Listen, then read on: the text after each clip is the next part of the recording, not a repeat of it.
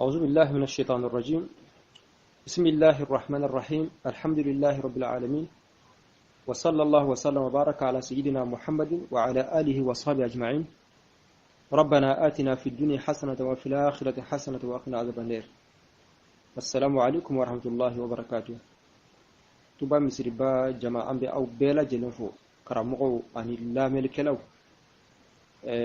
أمبي دوكي أو بلا جلية ambe Allah subhanahu wa ta'ala deni shini kene alaka di amma dina fa mutugo nyima alaka damma alaka ambe sababa ya rabbi alaka an sabati ya rabbi chinyaka ambe arkan al-iman as-sita limana ya josen woro mi nislame kanka fenfe siri duskuna o bela jelembe do fen woro min kono fen woro min ni asawatira mo min duskuna ikalli mana abseka saha ni amasawati mo min duskuna ikalli mana tseka saha chukushi wa fodi mako arkanul iman o arkanul imani sigite menena anyayra kafo woro do folo oye al imanu billahi kadda alala flana al imanu bil malaika ikada melekewla sabana al iman bil kutub ikada kitabula ala minun jiga bo sanfe nanina al iman bir rusul ikada kirawla ala kiram nun ci katra dan fewma ku kanda worona al iman bil qadar al iman bil yawm al akhir ikada dola bana worona anillaba al iman bil qadar ikada latigala ni fen woron kuma silame kanga fenfe siri duskuna a bela jelimbe ni fen woro inde kompay ma ode to ko limanaya jose limanaya ko bela jelimbe jonde ka kuma nyaayira ka foni ala sona mina kuma nunu ka kelingere parce que kelina bela jelimbe a kelina bela jelimbe lafi wala handa awa chamana me ala mana min noya ambe o da okloka anya damne limanaya josen folo la ne o al imanu billahi kadda alala anyayra ka fo kadda alala o doye ikadda la ere folo ka fo ko ala be wala handa temenona anda mara ula dalu minum bayira aywa qur'ana ni hadisa o temenen ko fe dalu minum bayira ka fo ko ala be hakili ere fambe anyi do fo ula prevu minum bayra ka fo ko ala be har ni dalente qur'an lay dalente hadisa la mais prevu minum bayra ka fo ko ala be hakili refabe manya anda mola mayra ka fo ni dar alala ma an kutu do be no ikanga ala kan ma an kutu do kada ula okuma tauhidu dankile ni oye al imam al ash'ari aliye qur'ana tente ka ala kira ka hadisa tente ka tauhid kise bo akono ayayira ka fo ma'ankutum mugambeno silame ikango la sabati alaka hakela ikadda ula o yemma ma'ankutum mugayen abikla don bawu ya klan nani kele ba fo mako as-sifatu an-nafsiyya oye ikado ka fo ala rabbi ya fam anyufo duru be no ba fa mako as-sifatu salbiya mo yimma ngudu duri uluben na ashili gen ka bo alaka hakela oye duruye anda mara ufanala wala ndate minena bo wolon fla sigroma fla be ala o folo wa ko kelima ko as-sifatu sifatu al-ma'ani wolon fla na wa fa mako as-sifatu al-ma'nawiyya bo wolon fla o tannane ni woro farala o kan o ye makutu moy mambe ka kuma sisa sifatul ma'ani dela as-sifatul nafsiyya ni o al-wujud an yufo as-sifatu as-salbiyya o duri an yufo sambe ka kuma as-sifatu al-ma'nawiyya ato sifatul ma'ani o ye duriye anko o duru o folo o ye al-qudratu al-qudratu al-iradatu al-qudratu aywa al-iradatu al-ilmu al-hayatu as-sam'u al-basaru al-kalamu kuma nin woron aywa o ye sifatul maani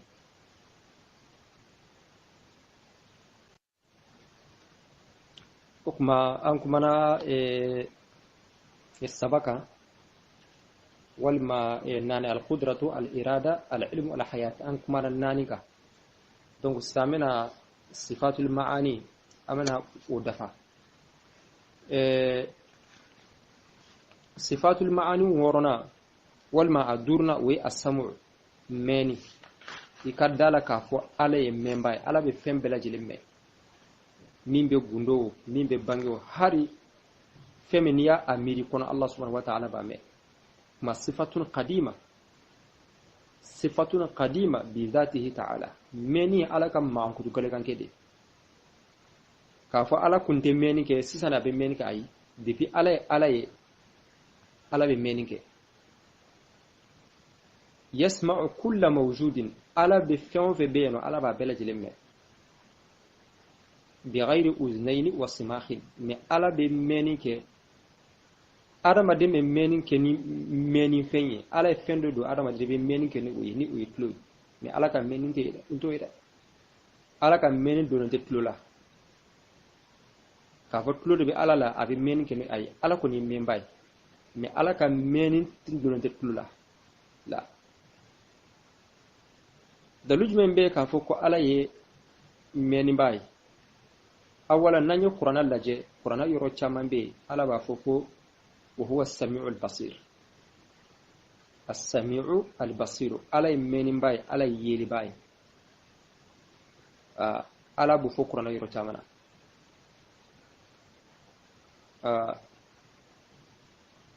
ala b'a fɔ kuranna yɔrɔ dɔ la fana asma'u wa ara ne ala bɛ mɛnni kɛ wa n bɛ yeli kɛ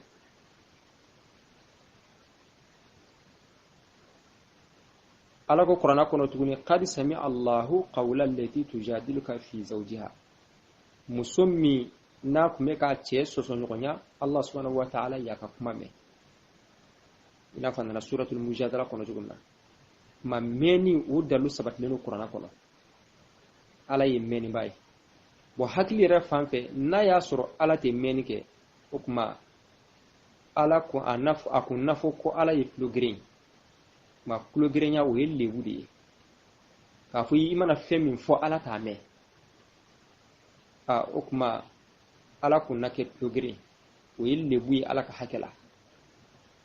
fɛn min tɛ mɛnni kɛ mɔgɔ b'a wele a t'a mɛn o kuma o ni ala ye man kan o ye lebu ye ala ka hakɛ la ma Allah subhanahu wa ta'ala yasma'u kulla shay ala be fɛn bɛɛ lajɛlen bɛɛ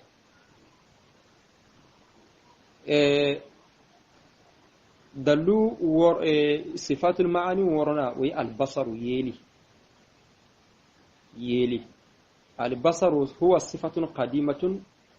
aidan qa'imatun bi dhatihi ta'ala yubsiru bihi kulla mawjudin bi ghayri aynayni yeli fana ye ala ka maankutu galiganke do comme ala yɛrɛ galiganke cogo min na ka maankutu fana galiganke te Allah subhanahu wa ta'ala be fɛn bɛɛ lajɛlen ye fɛn bɛɛ min bɛ dogo la min bɛ bange la mais ala ka yeli tɛ kɛ ni ɲɛ ye comme adamaden danfɛn tɔw bɛ yeli kɛ n'u ɲɛ de ni ɲɛ tɛ yen i tɛ se ka yeli kɛ ala yɛrɛ ka dacogo la mais ala ka yeli dulonlen tɛ ni sufɔn ye ala kɔni bɛ yeli kɛ mais a fɔ ko ɲɛ ayi Allah subhanahu wa ta'ala tɛ lafi ɲɛ la k'a fɔ k'a bɛ yeli kɛ n'o ye n'a ye ɲɛ fɔ dɔrɔn comme a bɛ Allah subhanahu wa ta'ala yukhatibuna bima nafham ni ala ye ɲɛ fɔ yɔrɔ o yɔrɔ a fɔ kun de pour que anw k'a faamu comme anw adamadenw bɛ yeli kɛ ni ɲɛ de ye o kama ni ala fana ye a ka yeli fɔ n'a ye ɲɛ fɔ yɔrɔ min a yɛrɛ ye a kɛ kun de pour que anw k'a faamu n'o tɛ ala tɛ lafi sufɔn na k'a fɔ k'a b'a ka fɛnw kɛ ni o ye sufɔn bɛ dɛsɛ de yira sufɔn bɛ lafi yira ala te lafi sufona o kuma ina fo anya fo chugo mina aka chala ni meni fora yoro mina qur'ana kono yeli be foyi kuma Allah subhanahu wa ta'ala ba fo wa huwa as-sami'ul basir ala de meni bay ala de yeli bay be qur'ana kono tuguni na ya sura ala te yeli ke kuma ala kumbe ke fiyen toy fiyen o yelle bude ka fo fendo be no ko ala to ye a fendo be kawnun kono jiye kono dan fendo be no ala nyete ola o yelle buye o bayar ka fo no kera femi oni ala manka ma Allah subhanahu wa ta'ala ka sin uma al abi fem bela jelem meto ko mina abi fem bela jelem yete o ye sifatul maani woronay sifatul maani ngulum fulana anil laban o ye al kalam kuma al-kalamu sifatun qadimatun qa'imatun bi dhatihi ta'ala kuma fanaye ala kan ma'ankuru galgan ke dode ala yare galgan ke chugo na kuma fane a galgan ke ala ka hakalati ala bi kuma me ala ka kuma harfute ala ka kuma fana mankante ala ina fo an ka kuma mankan mi chugo ni ala kono kuma ni fe ibe ala ka kuma kan famu me ka fo harfu da harfu te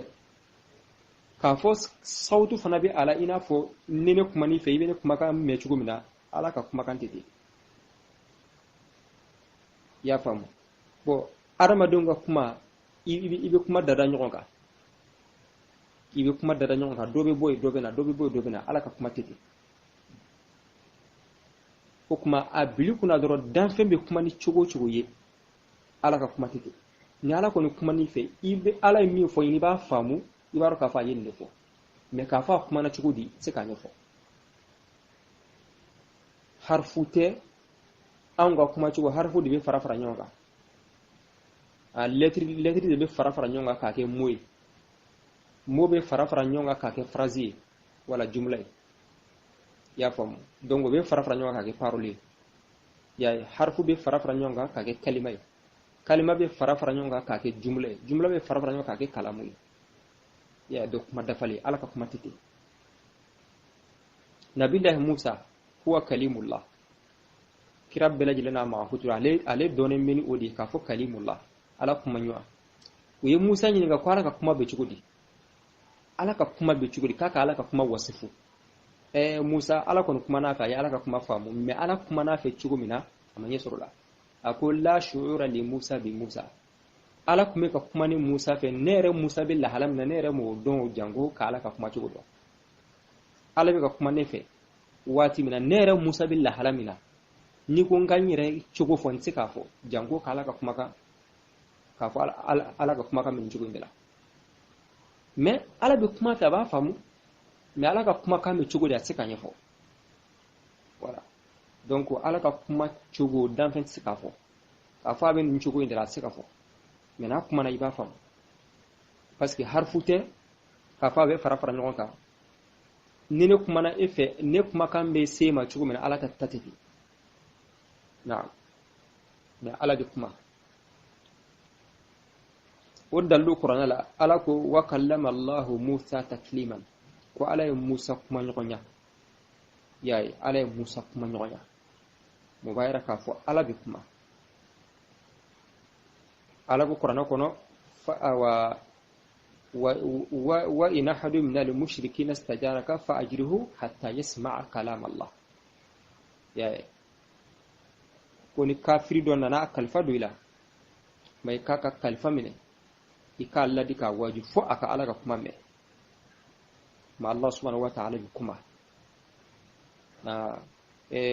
jamado be no ba kuma ko al mu'tazila uluye no ma ngutu na nyono won nakari ka fo alati kuma mi ahlus sunna wal jamaa awa ni o karam gobbado al imam al ash'ari o ye tawhid tende kamindi ama kisedo Allah subhanahu wa ta'ala bi kuma awa sikati ala وكما نما انغتو ولون فلاني نونو دي صفات المعاني no ye al-qudratu sibaya al-iradatu lanyini al-hayatu as-sam'u al-basaru al-kalamu awa al-qudratu al-iradatu al-ilmu al-hayatu as-sam'u al-basaru al-kalam ni wolofla ni nde sifatul maani okuma sa totora wolofla wore manini ni wolofla ni woro mana farano avec juli avec tan sabay ma totora maangutu wolofla wore uba fo mako as-sifatul ma'nawiyya ko as-sifatul ma'nawiyya te dore an flaka maangutu minu fo san ni sifatul ma'ani ika dala ka fo ala maangutu limeni uye jumenye ango al-qudratu sebaya ye wajibi ala ka hakala okuma ni sebaya ye wajibi ala ka hakala okuma ala beke jume sisa ala beke sebaya ya donc sifatul al-maani ani as-sifatul ma'nawiyya ukasuru nyona kusube okuma ibe dala ka fo ala sebaye ka se sabati ala ka hakala ka kila ka fo ala te sebayo se ka nyɔgɔn tawo okuma ni se sabati la ala ka hakala jakuya okuma bi wajibere ala ka ke sebaye okuma odi ye as-sifatul ma'nawiyya wolo fla mi fla ka fo sele ibi dala ka fo ala ye o kebay odi ye sifatul ma'nawiyya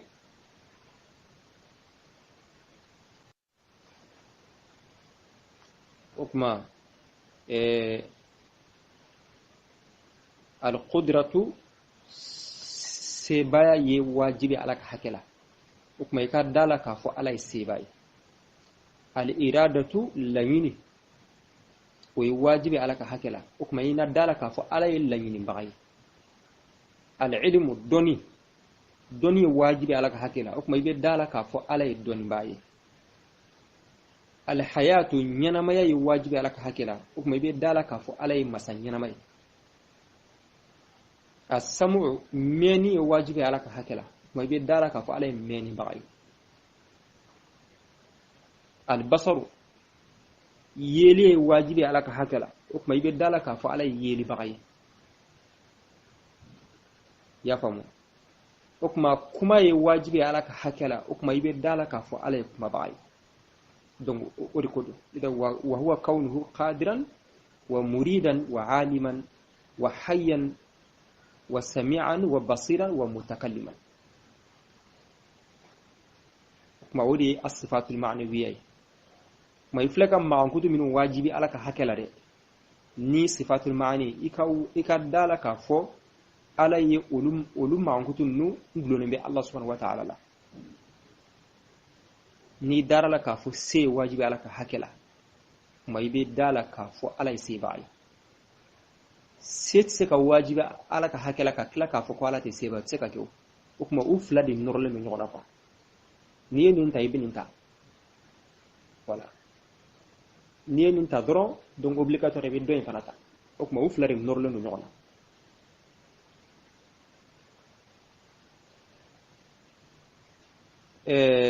okuma wolo flay ni yo fara tan sabaka avec ma agutu moy man dimma agutu moy ni nde wajible ndo Allah subhanahu wa ta'ala ka hakela no ye aywa okuma sisa ma hiya as-sifatu al-mustahila fi haqqi Allah subhanahu wa ta'ala okuma ma agutu jumen haram uye haram lendo Allah subhanahu wa ta'ala ka hakela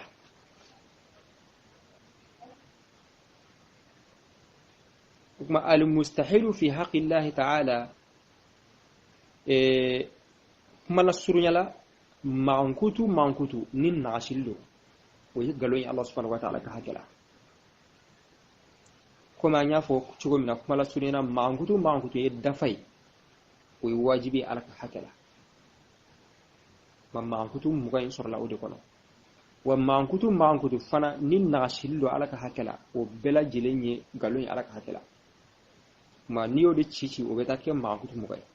man fleka mankutu mugam mi fo mi wajibi ala ka hakela o kuma o sine o mankutu mugay sine de o be kɛ mustahilu ye o be kɛ ngalon ye Allah subhanahu wa ta'ala ka hakɛ la o kuma o mankutu mugan o ye al-adam dogontanya k'a fɔ ala tɛ o ye ngalon ye walima al-hudusu sentili filanan o ye al-hudusu sentili k'a fɔ ko ala kun tɛ yen ala yɛrɛ ye danfɛn de ye danfɛnw kun tɛ yen cogo min na ala yɛrɛ fana kun tɛ yen o ye mustahil ani al-fana o banni k'a fɔ don bɛna se ala ka ala bɛ ba pewu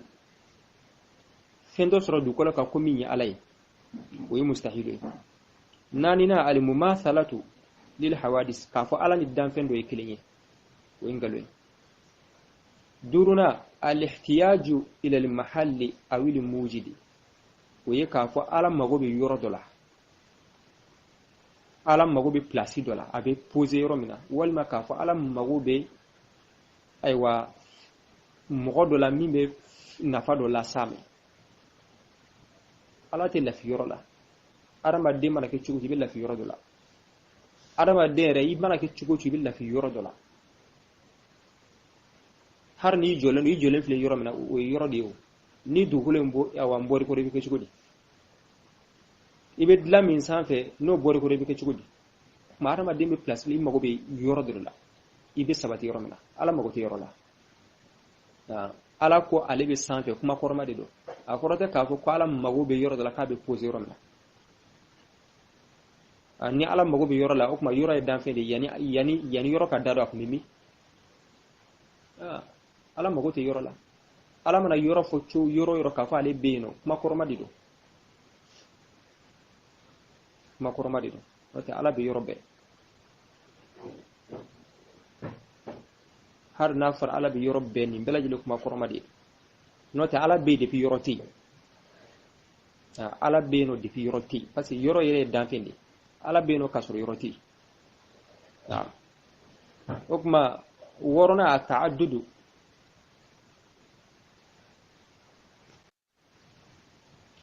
o kuma wolonfilanan o ye a ta'addudu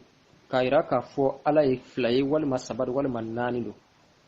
fi zat walima ala ni fɛn dɔ bɛ jɛ a ka mankutu la walima ala ni fɛn dɔ bɛ jɛ a ka baaraw la o fana ye mustahil ye o ye muhal ye ala ka hakɛ la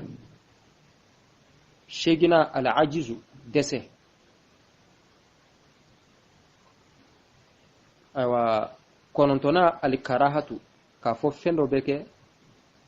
ala ka kawunu kɔnɔ sadiri ala ka commandement tɛ o kan walima ala se t'o kɛli la o ye mustahil ye o ye ngalon ye ani fili al-jahalu o ye tana ye wal mauta ani saya ye ngalon ye ala ka hakɛ la wasamamu ani tulogirenya wal ama ani fiye wal bakamu ani dagirenya nin bɛɛ lajɛlen ngalon ye Allah subhanahu wa ta'ala ka hakɛ la o kuma wa kaunuhu ta'ala ajizan ani k'a bili kɔnɔ k'a fɔ ala ye dɛsɛbaa ye parce que n'i ye dɛsɛ sabati ala ka hakɛ la ala bɛ kɛ dɛsɛbaa ye o kuma ni dɛsɛ gɛnna k'a fɔ ala ka hakɛ la o kuma ala ka kɛ dɛsɛbaa ye o fana bɛ gɛn wa mukrahan ani k'a fɔ ala bɛ karaba bi ma'ana fɛn dɔ bɛ kɛ nahara a ma kɛ ala ka jɛn ye o fana ye ngalon ye